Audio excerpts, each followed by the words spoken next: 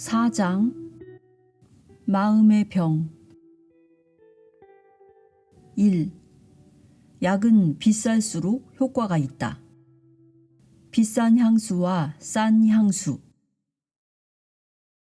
이 세상은 이론대로만 되는 것이 아니어서 내용에 준하여 값과 질이 평가되지만은 않는다. 향수와 약은 쌀수록 팔리지 않는다는 말을 들은 적이 있다. 이것은 사람의 심리를 잘 간파한 말이다. 어느 화학자가 향수 같은 것은 꼭 그렇게 값이 비싼 것이 아니라도, 즉 훨씬 싸고도 좋은 향기를 지닌 것을 만들 수 있을 것이다 라고 생각하고 열심히 연구하여 아주 훌륭한 향수를 만들었다.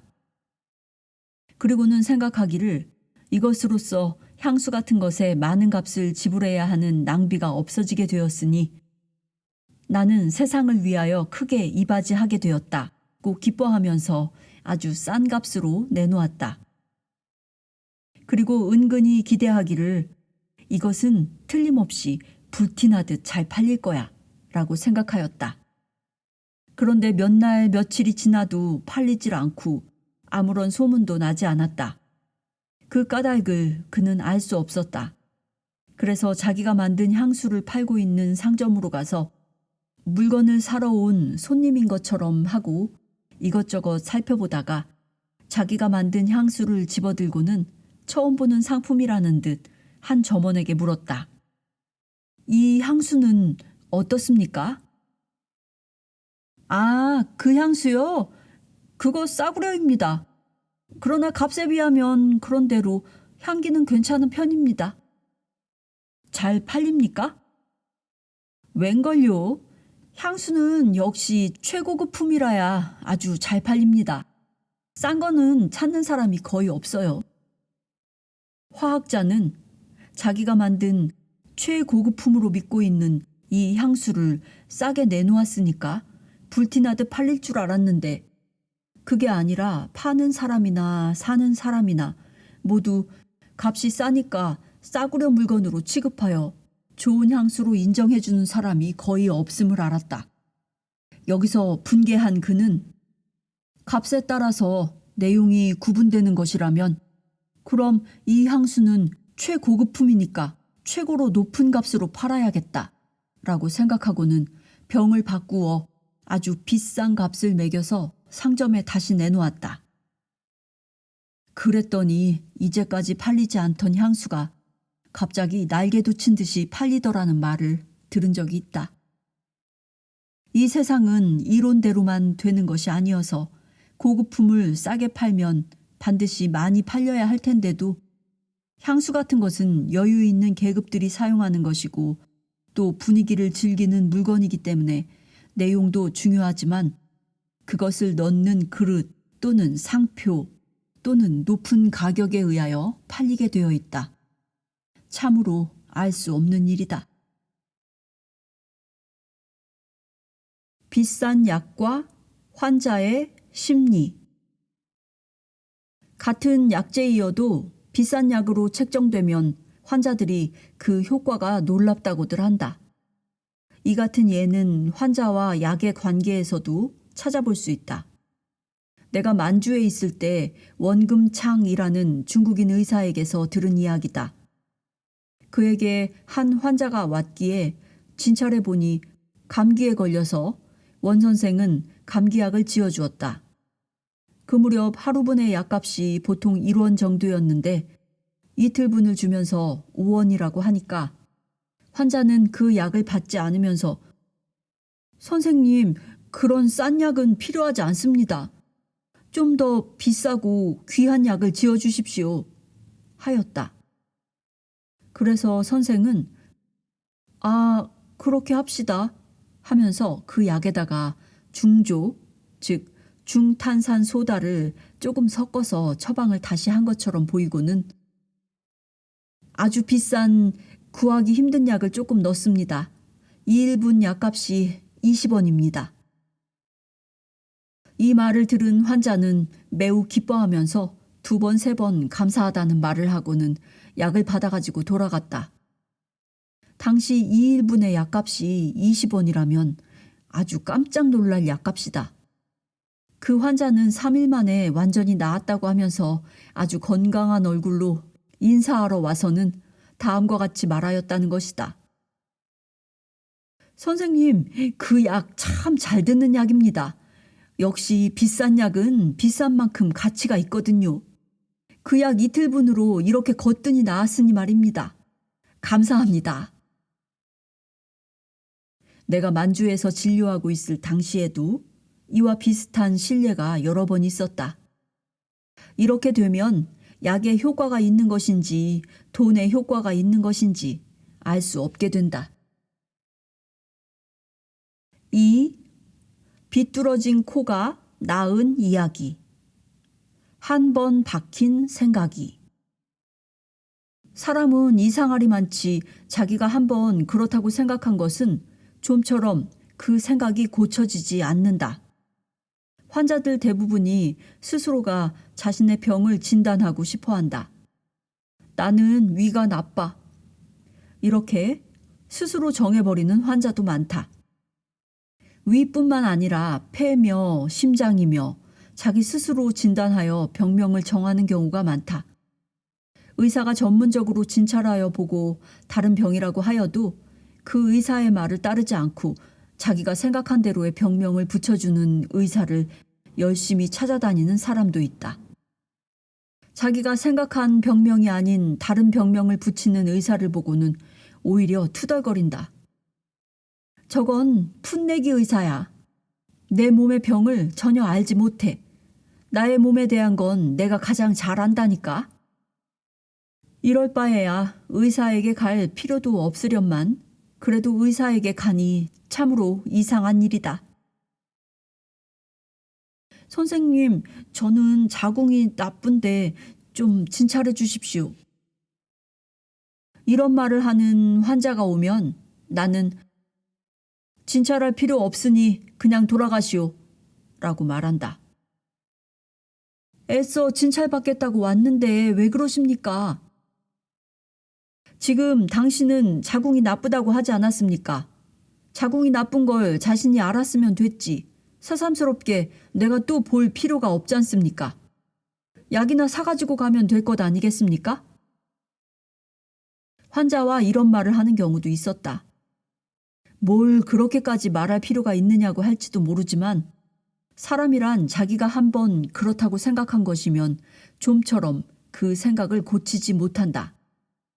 병의 경우에도 가령 나는 위가 나쁘다라는 생각이 이미 뿌리 박혔다면 의사가 제 아무리 당신의 위는 나쁘지 않습니다 라고 제대로 일러줘도 좀처럼 믿으려 하질 않는다. 저 의사는 내 위가 아무렇지도 않다고 하는데 아무래도 이상하단 말이야. 지금 나는 분명히 위가 나쁜데 결국 저 의사도 잘 모르는 모양이야. 이런 식으로 전문 의사의 진단도 자기 생각에 맞지 않으면 믿으려고 하질 않는다. 그래서 나는 저는 자궁이 나쁜데 좀 보아주십시오 하고 말하는 환자에게 나는 자궁이 나쁘다라는 선입관을 없애기 위하여 그렇게 자신이 잘한다면 의사에게 올 게 뭐 있냐고 내가 안 봐도 되니까 그냥 가라고 하는 것이다.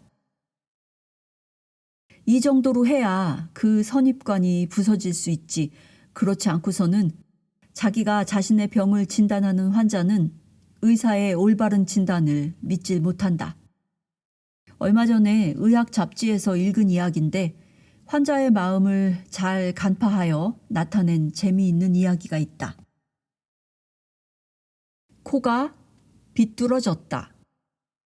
기분 탓이었던 것이 계속 반복됨으로써 그 의심의 병은 날로 심해진다.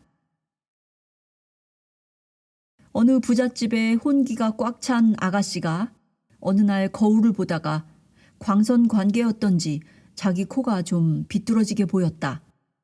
이에 깜짝 놀란 그 아가씨는 부모님께 다음과 같이 여쭤보았다. 혹시 제 코가 비뚤어 보이지 않아요? 하지만 그 부모는 농담이라도 하는 것으로 생각하고 말았다. 그 아가씨 자신도 처음에는 아마 광선으로 인해 그런 거겠지 하고 생각했다. 그러나 거울을 대할 때마다 몇 번이나 보아도 계속 비뚤어져 보였다. 이렇게 되자 부모님께 제 코가 삐뚤어졌죠? 예사롭지 않았다. 처음에는 농담으로 알았던 부모도 딸의 태도가 점차 진지해짐을 보고는 자, 어디 얼굴을 좀 이리 돌려봐라. 어디 보자. 하며 찬찬히 뜯어보았으나 조금도 삐뚤어져 있지 않았다. 예, 조금도 비뚤어지지 않았다. 라고 부모가 말해주어도 자꾸만 비뚤어진 것으로 생각하는 그녀는 부모가 자기를 안심시키려고 하는 말로밖에는 생각하지 않았다. 이렇게 되면 부모가 아무리 옳은 말을 해도 소용이 없다. 그러면 의사에게 가보자고 데리고 갔지만 아무리 의사에게 가보아도 삐뚤어지지 않은 코가 삐뚤어지지 않은 것이지 다른 말이 있을 리가 없었다. 조금도 비뚤어지지 않았습니다. 기분 관계였겠죠.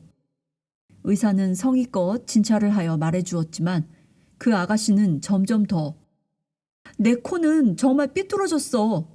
모두 짜고서 나를 속이는 거야. 이러면서 제 방에만 틀어박혀 밖에도 안 나가고 내 코는 삐뚤어졌어. 내 코는 삐뚤어졌어. 하고는 코에 대한 생각만 하면서 자리에 누워 있었다. 이렇게 되니 부모들의 걱정이 또 이만저만이 아니어서 근처에 유명하다는 의사는 모두 찾아갔지만 어디서고 조금도 비뚤어지지 않았습니다. 기분 탓입니다. 라며 간단히 처리해버리는 것이었다. 그럴 때마다 그녀는 의심이 더욱 깊어져서 이젠 의사의 말을 들으려고도 하지 않았고 병은 점점 심해져만 갔다. 환자의 심리를 역이용하여 자기 암시에 의해 병이 들었다면 그 의심의 부분을 인정하고 거짓으로라도 처방이 내려지면 그 환자는 병이 낫는다. 그때 동경에서 당시 인류 명의로 꼽히는 의사가 볼 일이 있어서 그 근처에 왔다. 그녀의 부모는 그 의사에게 면회를 청하고 사실은 이러이러해서 어쩌고 저쩌고 하며 딸의 병세를 말하고는 다음과 같이 부탁하였다. 아무쪼록 제 딸을 좀 고쳐주십시오. 그것이 저희 한 가정이 사는 길입니다. 그랬더니 그 의사는 의외로 간단히 승낙하였다. 그리고 다음 날이라도 데리고 오라는 것이었다. 그 부모의 기쁨은 이루 말할 수 없었다. 다음 날 딸을 데리고 의사에게 갔더니 의사는 어디 좀 더 가까이 와보세요. 이렇게 그녀를 가까이 앉히고는 잠시 그녀의 얼굴을 유심히 관찰하더니 당신의 코는 확실히 비뚤어졌군요. 하는 것이었다. 부모는 너무 놀라 입을 다물지 못했지만 요즘 전혀 웃는 일이 없던 딸에게서는 얼굴에 살짝 웃음기가 어렸다. 그러나 걱정할 건 없습니다. 나는 당신의 코같이 삐뚤어진 코를 수백 명이나 고친 경험이 있으니까요. 내게는 그 코를 바로잡는 특효약이 있으니 그걸 복용하면 간단히 낫습니다. 하고는 문제도 아니라는 듯이 말을 한 탓에 부모는 매우 당황했지만 딸은 아주 좋아하면서 싱글거리고 있었다. 의사는 약을 주면서 이 약을 먹으면 반드시 낫게 됩니다. 하고 아주 자신있게 말하였다.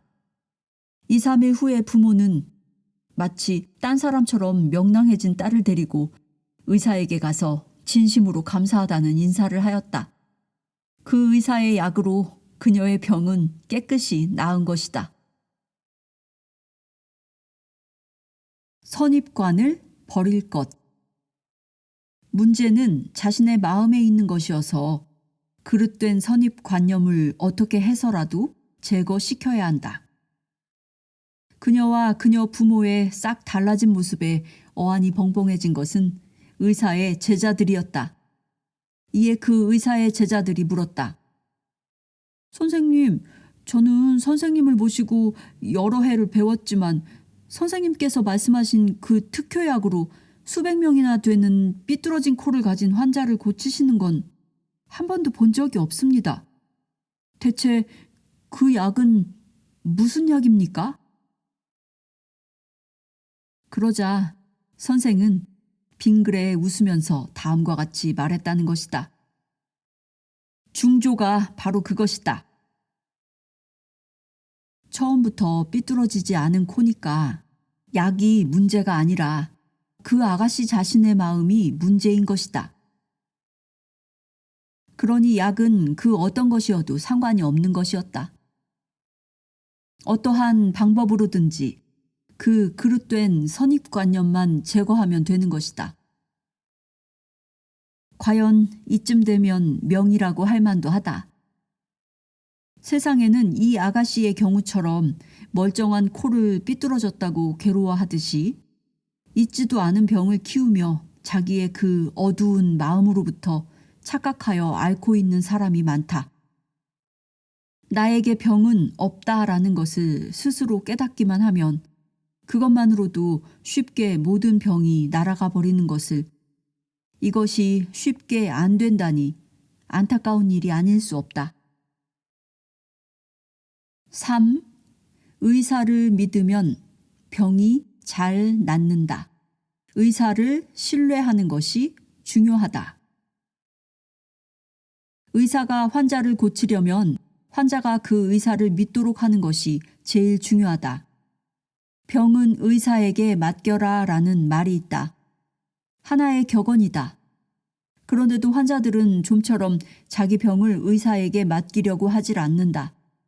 일단 병이 생기면 인간의 마음이 약해지는 탓으로 볼 수 있겠지만 점쟁이에게 물어보았다거나 영매의 지시를 받았다거나 하는 환자가 너무 많아서 의사의 말보다도 점쟁이나 영매의 말을 더 잘 믿는 환자가 많다는 점에 놀라지 않을 수 없다. 점쟁이에게 물어봤더니 이 방향으로 찾아가라고 해서 선생님을 찾아왔습니다. 이렇게 말하는 환자도 있다.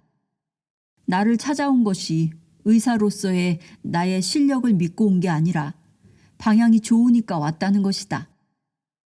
이런 말을 들을 땐 완전히 무시당한 느낌이 든다. 그러나 점쟁이가 좋다고 하는 방향의 의사가 제일이라는 생각으로 환자가 찾아와서 의사의 치료를 받는다는 것이 심리적으로 그 병을 속히 낫게 하는 원인의 하나가 되는 것도 사실이다. 신뢰할 수 없는 의사에게 치료를 받는 것처럼 어리석은 짓은 없다. 의사가 아무리 좋은 약을 주어도 저 따위 의사가 무슨 약을 옳게 주겠어? 이렇게 의심한다면 약효는 떨어지고 만다. 의사가 환자를 고치려면 환자가 의사를 믿도록 하는 것이 중요한 일인데 내가 의과대학에 다닐 때나 처음 의사가 되었을 무렵에는 병을 고치는 것이 약과 환자와의 관계인 것으로만 알고 의사와 환자와의 마음 관계 같은 것은 전혀 알지 못하였던 것이다. 마음을 무시해서는 안 된다. 병에 대응하는 것이 약만이 아니라 그 환자의 심리 상태를 잘 파악하여 치유하는 것이 의사의 책임이다. 나의 은사였던 이나다 박사가 강의 시간에 들려준 말이다. 어느 환자가 이나다 박사 자택으로 진찰을 받으러 왔기에 박사가 진찰을 해주고 약은 내일 병원에서 주겠다고 했더니 환자는 지금 곧 달라고 조르는 것이었다. 그러나 박사는 필요한 약이 집에 없었기 때문에 마침 자기 앞에 놓인 카스테라를 조금 떼어서 환약처럼 만들되 환자가 눈치채지 못하도록 해서 3개씩 3일분을 약종이에 싸주면서 이 약은 하루에 3개씩 3일분이니까 잘 복용하시오. 만약 한 번에 2개씩 먹는다든가 하면 안 됩니다. 아주 약효가 빠르고 정확한 것이라서 많이 먹으면 오히려 역효과로 위험합니다.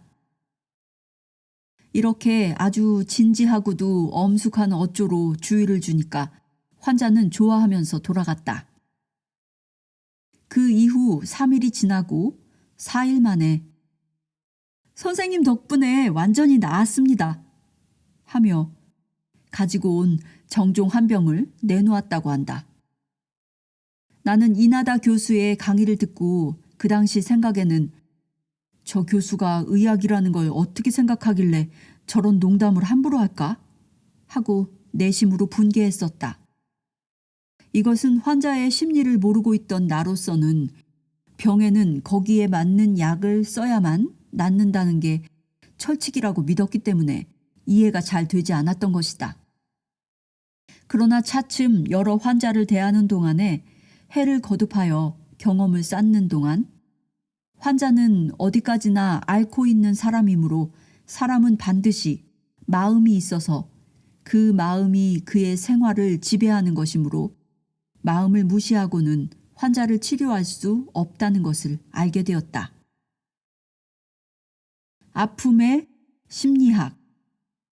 사람이 통증이라고 느끼는 것은 인간의 심리, 환자의 심리와 부합된다. 흔히 위경련이라고 해서 위에 갑자기 강렬한 통증이 일어나는 병이 있다. 이 위경련에 몰핀을 주사하면 통증은 곧 없어지지만 다음에는 몰핀 부작용으로 구토가 오고 식욕이 없어지고 해서 하루쯤은 고생하는 환자가 덜어 있다. 하나의 고통을 제거하기 위하여 다른 새로운 고통을 환자에게 부과해야만 되는 주사가 병을 치료하는 데 결코 좋은 방법이라고 할 수는 없다. 그래서 그런 부작용이 없는 다른 무슨 진통제가 있었으면 좋았을 텐데 25년 전만 해도 그런 이상적인 주사는 없었다. 그래서 그 무렵 나는 그런 경우를 당하면 아주 자신만만한 태도로 환자에게 아픈 것이 가라앉는 주사라고 말하고는 비타민 B나 강심제 같은 무해한 주사를 놓는 일이 많았다. 이런 경우는 결코 나만이 아니고 많은 의사들이 그러한 경우에 부딪히면 생각하는 방법인데 참으로 환자를 위한다면 그것이 가장 올바른 치료법이라는 생각에서 큰 무리가 없었다. 그런데 그러한 방법을 쓰는데도 불구하고 나를 신뢰하는 환자는 거의가 일시적으로나마 통증이 멈추니 정말 이상하지 않는가? 대학을 갓 졸업했을 당시에는 환자의 심리를 모르고 진통에는 몰핀이라는 것이 방정식처럼 생각되어서 몰핀이 아니고는 아픈 게 가라앉지 않는다고 생각했었다. 그러나 많은 환자를 다루는 동안 인간의 심리, 환자의 심리를 알게 된 후로는 환자를 잘 관찰해서 꼭 몰핀 주사를 주사해야만 될 경우에는 그걸 쓰지만 그 이외에는 될 수 있는 한 다른 것으로 대용하게 된 것이다. 환자가 끙끙대며 신음하면서 엎치락 뒤치락 할 때도 강심제를 주사하고 나서 2분도 안 되어 아픈 게 싹 가시는 것을 보면 나 자신 인체의 통증이란 대체 어떤 것일까 하는 의심이 불쑥 고개를 든다. 병의 본체. 병에서 오는 아픔은 자각 증상이어서 타인에게 그것을 표현하여 알리고 싶어 한다. 아픔은 자각 증상이어서 다른 사람의 감각으로는 잘 모른다. 즉, 아픔의 정도를 남은 모르기 때문에 많은 환자들이 어느 정도로 아픈가 하는 것을 자신이 느끼는 이상으로 남에게 표현해서 알리고 싶어 하는 것이다. 대부분의 환자는 남에게 동정을 구하는 마음이 아주 심해서 내가 이렇게 아파 죽겠는데 하는 기분이 늘 움직이고 있기 때문에 아이고 아파 죽겠네, 아파 죽겠어 하며 비명을 질러서 가족을 놀라게 하여 동정을 구하면 가족은 허둥지둥 의사에게 달려간다. 그래서 서둘러 의사가 오게 되었는데 의사가 왔을 때는 이미 통증이 거의 가라앉았지만 이제 안 아파 라고 한다면 조금 전까지 죽는 소리를 질러대서 온통 난리가 났었는데 이제 괜찮다고 한다는 것이 가족과 의사 앞에서 너무 미안하여 낯이 화끈거리니까 그냥 신음소리를 내다가 의사의 치료를 받고 나은 것처럼 하는 경우도 많다. 그런 경우 몰핀이라도 주사하면 1분도 안 가서 이제 괜찮습니다 라고 하는데 그렇게 되면 의사인 내가 오히려 쑥스러워진다. 아무리 몰핀 주사라고 해도 5분은 지나야 효과가 나는 건데 주사를 놓자마자 곧 나았다고 한다면 사실은 이 환자는 처음부터 아프지 않았다는 결론이 된다. 의사 노릇을 한참 하게 되면 각양각색의 환자를 만나게 되면서 병의 본체란 어떤 것인가를 짐작하게 된다. 4. 병은 암시에서 어느 결핵 환자의 경우 의사가 오진을 하고는 그것을 이상히 여겨 계속 검진을 하면 끝내 그런 결과가 생기고 만다. 다음 이야기는 의사인 친구에게서 들은 실화다. 그 친구를 A라고 하자. A는 체격이 좋은 사람이다. 그가 군의관으로 일선에 배치되었을 때의 일이다. 어느 날 자기네 부대원들의 담을 검사했는데 자기의 담에서 결핵균이 나왔다. 자기에게는 열도 없었고 아무런 자각 증세도 없었으므로 이상하게 여겨져서 아마 무슨 착오겠지 생각하고는 다시 검사해봤는데 또 나오는 것이었다. 몇 번이고 검사해봐도 계속 나왔기 때문에 결국 입원을 안 할 수가 없어서 육군병원에 입원하였다. 그런데 A가 입원한 병실에는 먼저 와 있는 또 한 명의 환자가 있었다. 그러나 이 환자는 아주 건강해서 조금도 병자다운 데가 없어 보였다. 당신은 무슨 병입니까? 하고 물으니까 저는 병이 없습니다. 라고 대답하였다. 그런데 왜 입원을 하신 겁니까? 군의가 저를 폐결핵이라고 하더군요. 균이 나왔습니까? 아니요, 아직 없습니다. 그래요. 요즘 매일매일 균 검사를 하지만 전혀 없습니다. 나는 결핵 같은 것은 걸릴 만한 몸이 아닙니다. 군의관이란 작자가 오진을 해놓고는 결핵균이 나오지 않으면 오진했다는 게 드러나니까 자꾸만 검사를 하면서 균이 곧 나올 거라고 틀림없이 결핵균에 감염된 몸이라고 자신 있는 말을 하지만 균이 나올 리가 없습니다. 나는 결핵 같은 게 걸리지 않습니다.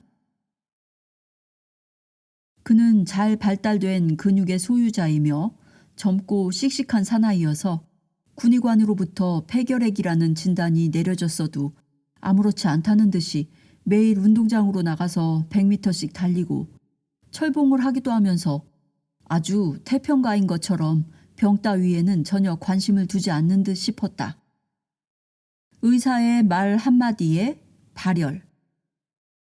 의사의 말 한마디에 그때부터 환자는 발열에 시달리어 정말 폐결핵 환자가 되고 만다.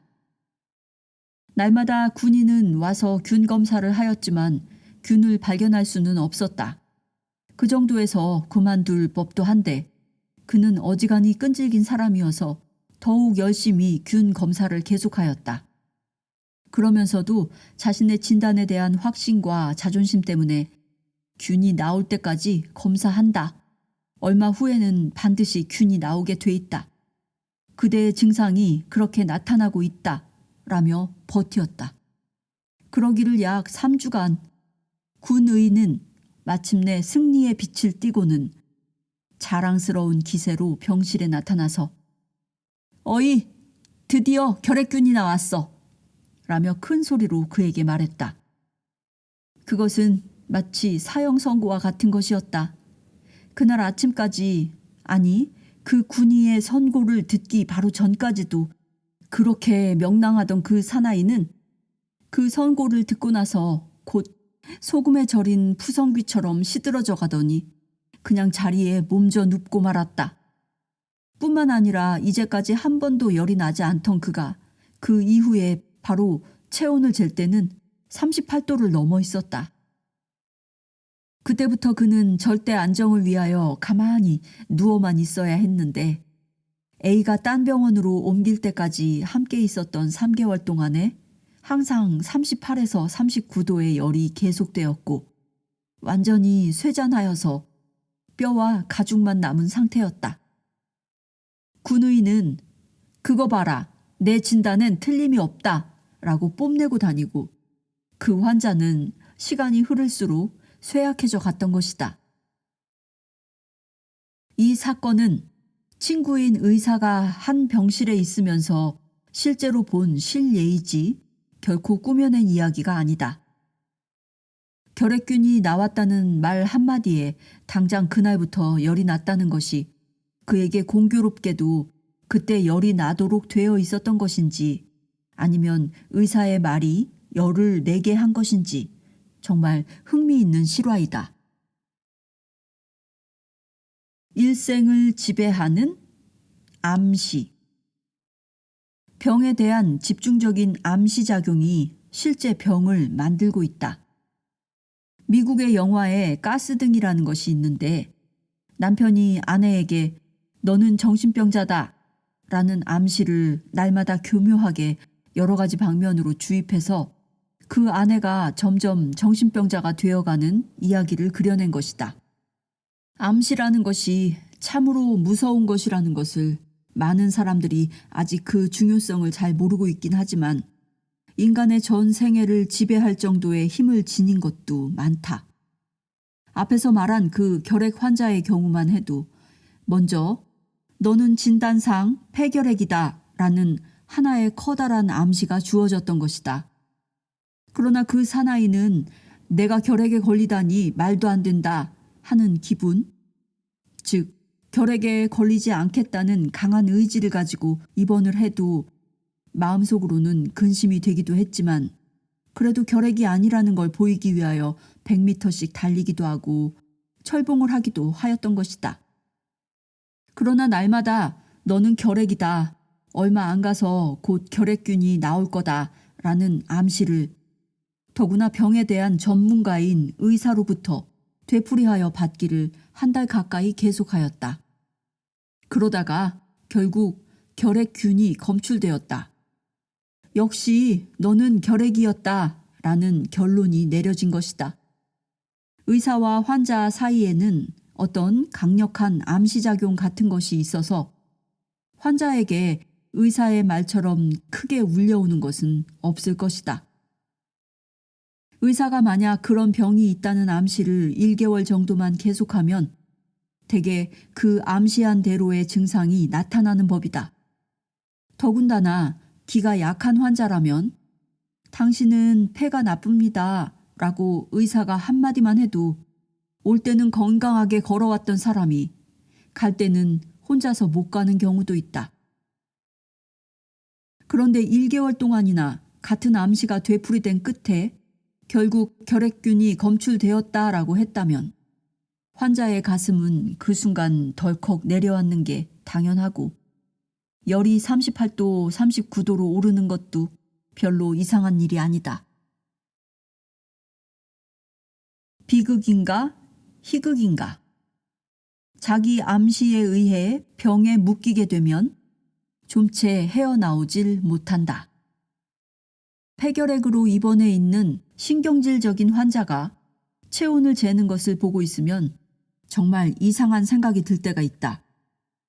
체온계를 뽑아서 온도를 볼 때의 그 얼굴은 사뭇 진지하다고 할지 비장하다고 할지 그리고 열이 있으면 있어서 근심하고 열이 없으면 이거 이상한데? 이렇게 열이 없을 리가 없는데? 체온계를 잘못 끼운 탓이겠지 하며 다시 재어본다.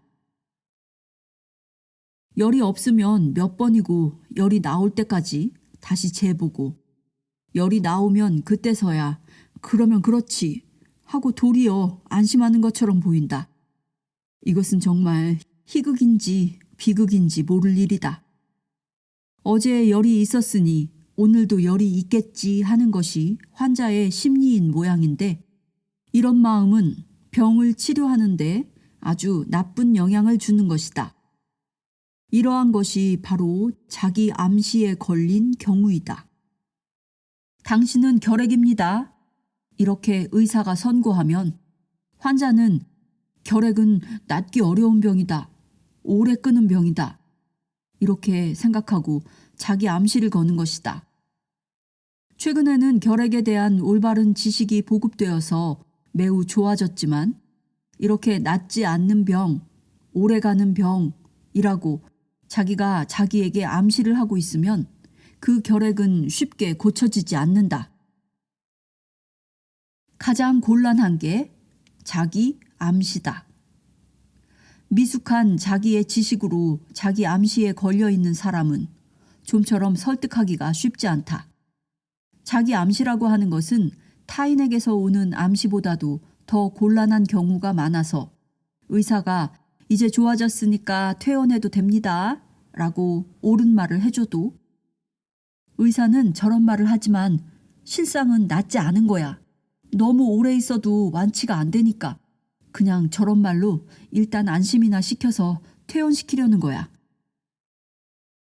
하고는 스스로 결정을 내리고 의사의 말을 반대로 듣는다. 이처럼 미숙한 자기의 지식으로 스스로 자신의 병을 진단하여 제멋대로 결정해버리는 환자는 가장 취급하기 힘든 환자여서 의사들이 진땀을 빼게 된다. 먼저 말한 코가 삐뚤어졌다는 아가씨도 이 자기 암시의 좋은 한 예이다. 삐뚤어지지 않은 코를 스스로 삐뚤어졌다고 생각하고 있는 것이니까 상식의 세계에서 생각한다면 우스운 이야기지만 환자들의 세계에서는 이런 일이 의외로 많은 것이다. 결핵 같은 것도 사실은 대단치 않은 걸 자기가 아주 중증인 것처럼 생각해서 스스로 자기 병을 무겁게 만드는 사람들이 있다. 어설픈 지식으로 자신의 병을 나름대로 판단하고 자기 암시로 해놓고는 어정쩡한 지식으로 오히려 병을 키우는 경우가 있다. 알려면 철저히 알고 그렇지 않으면 차라리 모르는 편이 낫다. 어정쩡한 지식은 도리어 일을 망쳐놓는 경우가 많기 때문에 아는 게 병이라는 뜻으로 식자우환이란 말을 한다. 이 식자우환의 가장 좋은 예가 의사나 간호원이 병에 걸렸을 경우다. 나 자신이 장티푸스에 걸려봤기 때문에 잘 알고 있는데 어느 정도 병에 대한 지식이 있기 때문에 이런 증세일 땐 이렇게 되고 저럴 땐 저렇게 된다라는 식으로 자기 스스로가 나쁜 방향으로만 생각해서 그 나쁜 증상 속으로 자신을 이끌고 들어가게 된다. 그래서 담당 의사가 여러 가지로 좋은 말을 해줘도 옳게 받아들이지 않는다. 약을 처방해줘도 지금 내 병에는 듣는 약이 없는걸? 어차피 이건 안심이나 시키려고 주는 약이겠지 하며 자기의 병에는 특효약이 없다는 것처럼 치부하고 만다. 약이 듣지 않는다는 것을 잘 아는 의사이므로 정말 의사의 병을 다루는 의사의 입장처럼 난처한 것은 없다. 병을 자세히 알아야만 병을 고친다라고 믿고 열심히 가정의학이니 민간치료법이니 하는 따위의 책을 읽는 사람도 있지만 그런 게 도리어 좋지 못한 결과를 가져온다는 걸 의사의 병에 의사가 진땀을 빼는 걸 보면 잘 알 수 있다. 환자도 투병 생활을 오래 하게 되면 책을 읽든지 의사에게 묻든지 해서 자기의 병을 여러 가지로 연구하게 되므로 그 병에 대한 어정쩡한 지식을 갖게 된다. 그럴 때 진짜 애를 먹는 사람은 다름 아닌 의사다. 저 치료법도 듣지 않는 거야. 저 약도 효험이 없어. 하며 이제까지 받은 모든 치료법을 자기류로 비판하고 내 병은 도무지 낫지 않는다라고 자기 암시를 한다. 약효도 의사에 따라. 의사는 약효가 나는 역할을 한다. 이 약은 저 의사가 줬으니까 꼭 듣는다.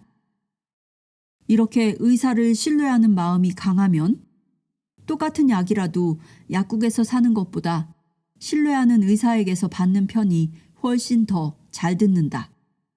그러니까 의사라는 것은 약효가 나도록 하는 역할을 한다고 볼 수 있다. 약 자체의 효과도 효과지만 약을 믿는 마음이 더 중요하기 때문에 같은 약이라도 믿고 먹으면 더 큰 효과를 얻을 수 있다. 5. 과학적인 사고. 막연한 말. 어떤 상대적인 수치로 말함에 있어서 자기가 중심이 되어 생각된 기준으로 말하는 경우가 많다. 우리는 과학적인 사고 면에서는 좀 부족하다는 말을 듣게 되는데 사실 그런 경향이 있다. 처음 가보는 지방에서 여기서 역까지 얼마나 됩니까? 하고 물으면 얼마 안 됩니다 라고 대답한다. 그래서 다 왔나 보다 하면서 걷다 보면 그렇지 않은 경우가 많다.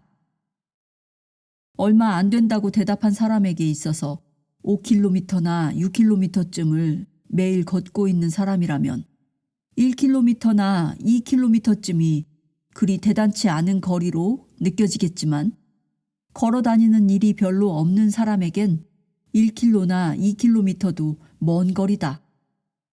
언제든지 자신의 생각을 기준으로 해서 멀다든가 가깝다든가 하지 말고 누구에게나 같은 표준인 몇 미터, 몇 킬로미터라고 대답하는 것이 옳다. 무엇이든지 자기 혼자만의 생각으로 정하고 그것을 남에게 적용하려고 하는 것은 과학적인 태도가 아니다. 멀다, 가깝다, 얼마 안 된다 하는 말들은 무엇에 비하여 얼마나 멀다는 것인지 얼마나 가깝다는 것인지 알 수 없지 않은가. 자기가 몇백 킬로미터의 먼 곳을 가려고 생각할 때는 5km나 10km쯤은 아주 가깝게 느껴지지만 100m나 200m쯤 되는 곳에 가려고 생각했을 때 5km는 대단히 먼 거리로 느껴지는 법이다. 독일 사람들의 경우 누구에게나 공통되는 기준치로 매사에 대응하는 것이 곧 과학적인 생활의 기초가 된다. 목욕을 할 경우에도 좀 뜨겁게 할까요? 보통으로 할까요? 하고 묻는 경우가 대부분이지. 목욕물은 몇 도 정도로 해드릴까요? 라고 묻는 사람이 우리나라에서는 좀처럼 드물다. 그런데 벌써 30년 전의 이야기이긴 하지만 내가 고등학교 시절에 독일어 선생님으로부터 들은 이야기다. 독일에 갔을 때 하숙집 주인이 목욕물을 몇 도로 할까 하고 묻기에 나는 목욕물의 온도를 재본 일이 없었기 때문에 체온이 37도 미만이니까 38도쯤이면 적당하겠지? 하고 생각하고 38도로 해달라고 하니까 주인이 눈을 동그랗게 뜨고 놀라는 표정이었다. 목욕물이 다 되었다기에 가보니까 정확한 38도인데 들어가 보니까 아주 차서 들어갈 수가 없었다. 그때 그런 실패를 하고서야 비로소 목욕물의 적당한 온도는 42에서 43도라는 걸 알게 되었다. 나는 그때 그 이야기를 듣고 매우 감명을 받았다. 누구에게나 공통되는 눈금으로 무게를 달고 부피를 재고 거리를 측정하고 하는 것이 과학적인 생활의 기초인 것이다.